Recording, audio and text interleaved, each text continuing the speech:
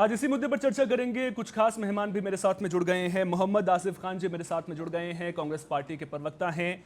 तपोष पाल जी मेरे साथ में जुड़ गए हैं, बीजेपी प्रवक्ता हैं। साथ ही साथ में डॉक्टर अजय शर्मा जी भी मेरे साथ में जुड़ गए हैं, वरिष्ठ पत्रकार हैं। आप तीनों मेहमानों का बहुत बहुत स्वागत टीएनपी न्यूज पर। सबसे पहले तपोष पाल जी, बिहार में आपको बड़ी सफलता मिली है, हरियाणा आप जीतने में कामयाब रहे, दिल्ली में आपने जो दिल्ली का किला था वो आम आदमी पार्टी की सरकार थी उसे ढहाने में आप कामयाब रहे। अगर पिछले कुछ ट्रेंड को देखेंगे तो लगातार दूसरे राज्यों में आपको सफलता मिलती है, लेकिन बंगाल में जो आपका विजय रथ है वो रुकता हुआ नजर आता है। क्या कुछ इसके पीछे की वजहें आप तलाशते हैं? साथ ही साथ में अब प्रधानमंत्री नरेंद्र मोदी जी वहां पर पहुंचने वाले थे, एयरपोर्ट से उन्हें वर्चुअली संबोधित करना पड़ा, गो बैक के नारे भी वहां पर लगे हुए नजर आए हैं, गो बैक के पोस्टर लगे हुए हैं। इसे किस तरह से देख रहे हैं? देखिए, तो मैं ये बता दूं कि आज जो प्रधानमंत्री जी का दौरा था, मुझे इको सुनाई दे रहा है बहुत ज्यादा, थोड़ा इसको ठीक करा लीजिए। ठीक है, उसको दुरुस्त करवाते हैं, अपनी बात रखिए आप। देखिए, सबसे पहले तो मैं बता दूं कि ये जो आज मोदी जी का दौरा था उसमें ये कहा गया कि गो बैक, नारे भी लगे गो बैक मोदी के, और वहां पे पोस्टर भी लगे। इसका उल्लेख उन्होंने अपने स्पीच में भी किया है। देखिए, वहां पे गो बैक बांग्लादेशी के नारे लगने चाहिए थे, गो बैक घुसपैठियों के नारे लगने चाहिए थे, गो बैक कट्टरपंथियों के नारे लगने चाहिए थे, लेकिन नारे लग रहे थे भारत के प्रधानमंत्री के खिलाफ। तो ये बहुत दुर्भाग्यपूर्ण था। प्रधानमंत्री जी ने एक बहुत बड़ी बात और बहुत एसेंशियल बात कही। उन्होंने ये कहा कि त्रिपुरा में लाल राज खत्म हुआ है, मतलब कम्युनिस्ट की सरकार को हमने 30 साल के बाद, 34 साल के बाद वहां खत्म किया हमने। और उसके बाद आज त्रिपुरा जो है एक नए विकास की कहानियां लिख रही है। जिस तरीके से त्रिपुरा में रोजगार बढ़े हैं, जिस तरीके से त्रिपुरा संगठित हुआ है, जिस तरीके से त्रिपुरा में जो अलगाववाद थे वो खत्म हुआ है, त्रिपुरा संगठित होके आज एक विकास के रास्ते पे चल रहा है। वो भी तो बांग्लादेश से सटा हुआ है, लेकिन देखिए वहां पे आपको घुसपैठिए नहीं मिलेंगे, वहां पे आपको इंट्रूडर्स की कोई घटनाएं नहीं मिलेंगी। वो धीरे धीरे धीरे धीरे अपने प्रोग्रेस की गाथाएं लिखती चली जा रही। लेकिन टीएमसी ने भी जो है लाल राज को खत्म किया था, सीपीएम को खत्म किया था। यहाँ पे क्या हुआ? यहाँ पे लूट तंत्र और बढ़ गया।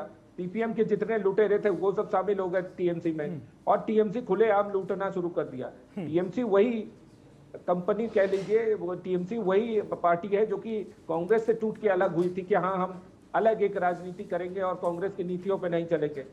लेकिन कांग्रेस की जो प्रथा रही है पूरे हमेशा से इंडिया में, और शुरू से देख लीजिए इनके जितने परिवार के लोग रहे वो हमेशा से लूटते रहे हैं भारत को।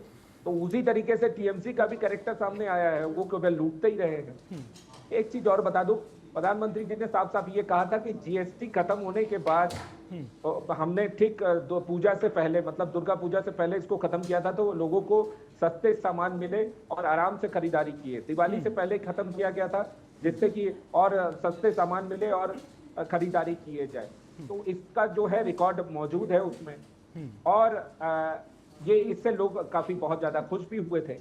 अब एक चीज और मैं बता दूं, इन्होंने जो टीएमसी ने गलत अफवाहें फैलाई थी कि मथुआ समाज में जो जिस तरीके के इन्होंने क्या नाम है, ममता बनर्जी ने मथुआ समुदाय को के अंदर बहुत ज्यादा चिंताएं पैदा कर दी थी कि एसआईआर को लेके आपके नाम कट सकते हैं, आपको वापस भेजा जा सकता है। उसको उन्होंने दूर किया कि मथुआ समाज बिल्कुल से चिंता ना करे, मथुआ समाज के लोग हमारे अपने लोग हैं, सीए में उनके तहत उनको जो है नागरिकता दी जाएगी। तो और उसके अलावा एसआईआर में जिस तरीके की चीजें सामने आई है वो बिल्कुल से चौंकाने वाली है। मैं उसको बाद में कोट करता हूँ। देखिए, एक चीज और बता दूं, केकेआर में केकेआर ने जो है बांग्लादेशी प्लेयर को खरीदा है आईपीएल के ऑप्शन में, और केकेआर का विरोध होना चाहिए। जिस तरीके से हिंदुओं को नंगा करके वहां पे जलाया जा रहा है, जिंदा जलाया जा रहा है, इसका पुरजोर तरीके से हम विरोध करते हैं। और ममता बनर्जी जो केकेआर का समर्थन करती रहती है, और उसके जो लोग हैं उन्होंने केकेआर बांग्लादेश के प्लेयर को खरीदा है, उसको भी हम डिमांड करते हैं कि उसको पूरी तरीके से बैन करे और इसको निरस्त करे। नहीं, अगर जब क्रिकेट की अगर आपने बात की है तो मैं यहां पर बता दूं कि बीसीसीआई, जिस तरह से आपको याद होगा 2008 में जब ताज पर अटैक हुआ था, उसके बाद क्या हुआ था? उसके बाद सब साफ तौर पर बीसीसीआई की ओर से जो आईपीएल की गवर्निंग काउंसिल थी उसकी ओर से ये ऐलान किया गया था कि पाकिस्तान के प्लेयर वहां पर नहीं खेलेंगे। खेल मंत्रालय दे दे आदेश गवर्निंग काउंसिल को, भाई आप बैन कर दीजिए बांग्लादेशी प्लेयर को भी। हाँ बिल्कुल बिल्कुल करना चाहिए, बिल्कुल करना चाहिए। और इस पे जो है देखा भी जा रहा है और बहुत जल्दी इस पे जो है काम भी हो सकता है। एक चीज और मैं बता दूं, महुआ मोइत्रो जो हैं, जो इनके मेंबर ऑफ पार्लियामेंट है, वो स्टेटमेंट जारी करती हैं कि हमें जो है इंडिया से ज्यादा अच्छा लगता है बांग्लादेश में रहना, बांग्लादेश ज्यादा अच्छा है, उसकी कानून व्यवस्था ज्यादा अच्छी है। तो महुआ मोइत्रो से आज टीएमसी से ये पूछा जाना चाहिए कि भाई आप बांग्लादेश के इतने ज्यादा फेवर में क्यों हैं? बांग्लादेशी घुसपैठिया यहाँ पे तांडव मचाए, वो इनको अच्छा लगता है, लेकिन भारत के प्रधानमंत्री और भारत के गृह मंत्री का दौरा जो है वो यहाँ अच्छा, पे घुसपैठियों का जिक्र आप लगातार कर रहे हैं। हैं। तपोश पाल जी, एक सवाल घुसपैठियों को लेकर के ही मैं आपसे पूछना चाहूंगा। 2016 में जब किरेन रिजिजू ने संसद में कहा था तो उन्होंने कहा था कि 2 करोड़ के करीब जो है वहां पर अवैध रूप से घुसपैठिए रह रहे हैं। अभी भी हाल ही का एक बयान है, उसमें 1 करोड़ की संख्या बताई गई है। अभी एसआईआर की प्रक्रिया हुई है, ड्राफ्ट वोटर लिस्ट आई है, 58 लाख वोट कटे हैं। तो विपक्ष लगातार सवाल पूछता है आपसे, कितने घुसपैठिए हैं उसमें? नहीं देखिए, घुसपैठियों को इस तरीके से आप चिन्हित नहीं कर सकते। घुसपैठियों को वो जो काम हो रहा है, इलेक्शन कमीशन जो काम कर रही है, वो घुसपैठियों को फिल्टर नहीं कर रही है, वो अवैध वोटरों को फिल्टर कर रही है। घुसपैठियों को सेग्रीगेट करना और उसको आइडेंटिफाई करना और उसको डेपोटेशन मतलब डिटेंशन कैंप में डालना, उसकी जिम्मेदारी गृह मंत्रालय की है। ये जो इलेक्शन कमीशन जो काम कर रहा है, देखिए उसमें जो डेटा सामने आया है, मैं आपको बता दूं, बहुत चौंकाने वाले हैं। 58 लाख फॉर्म जो हैं वो अनरिटर्न्ड है। 85 लाख मामलों में पिता के नाम मिसमैच है।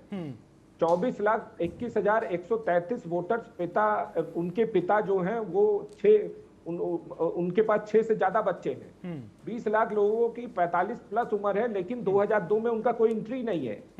तो इसलिए ऐसा याद किया जा रहा है। 13.5 लाख में जेंडर ही गलत है।